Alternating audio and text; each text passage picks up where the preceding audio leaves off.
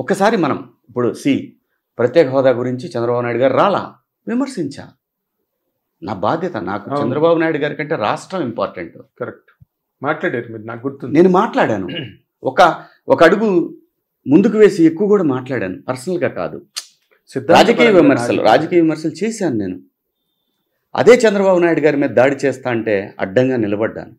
ఎందుకంటే చంద్రబాబు నాయుడు గారు లాంటి వ్యక్తి రాజకీయాల్లో అరుదుగా ఉంటాడు. ఒక విజనరీ. అరుదుగా వస్తాడు. కొన్ని జనరేషన్స్కి ఒక వ్యక్తి అరుదుగా వస్తాడు. అలాంటి అరుదైన తెలుగు జాతి రత్నం ఆయన. సైబరాబాద్ను కట్టింది ఆయన కదా. ఈ హైదరాబాద్ నగరంలో, తెలంగాణలో ఈరోజు ఇంత అభివృద్ధికి కారణం ఆయన కాదా?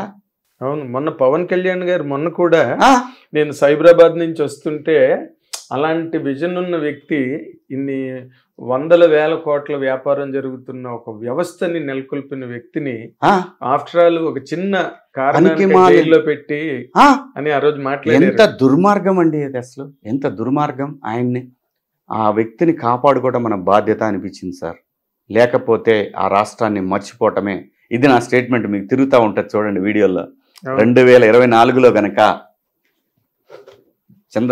చంద్రబాబు నాయుడు గారు అనే వ్యక్తి రాకపోతే ఇక ఈ రాష్ట్రాన్ని మర్చిపోవటమే అని చెప్పి అది ఒక వీడియో తిరుగుతూ ఉంటుంది మీకు చూడండి. అది 2020లో చేసింది అనమాట అది. ఎందుకంటే ఆయనకేం తెలియదండి జగన్మోహన్ రెడ్డి గారికి. మళ్ళీ చెప్తున్నా, షర్మిల గారు అసలు కంపారిజనే కాదు,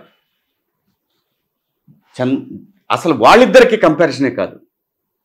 షీఈస్ బ్రిలియంట్, చాలా తెలివైన రాజకీయ నాయకురాలు, సందర్భోచితంగా మాట్లాడుతుంది. తెగింపు విమర్శలు కూడా చాలా క్యాలిక్యులేటెడ్గా విమర్శలు మొదలు పెడుతుంది. అవును, అంత తెగింపున్న మహిళ. అన్నీ ఉన్నాయి ఆయన దగ్గర. ఆమెలో ఉన్న దాంట్లో రవ్వంతా కూడా లేదండి. ఒకటే టార్గెట్, ఎర్న్ మనీ,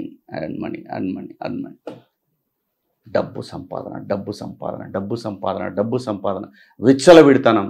తనకు నచ్చిన వాళ్ళైతే ఇష్టం వచ్చినట్టు ఉద్యోగాలు ఏం చేశారు. 30,000 ఉద్యోగాలు, 60,000 ఉద్యోగాలు వేయించారంట. అవును, వస్తున్నాయి బయటికి. ఐ థింక్ నేను అనేది, అరే బాబు శివాజీని విమర్శించండి, మీ ఇష్టం వచ్చినట్టు మాట్లాడండి.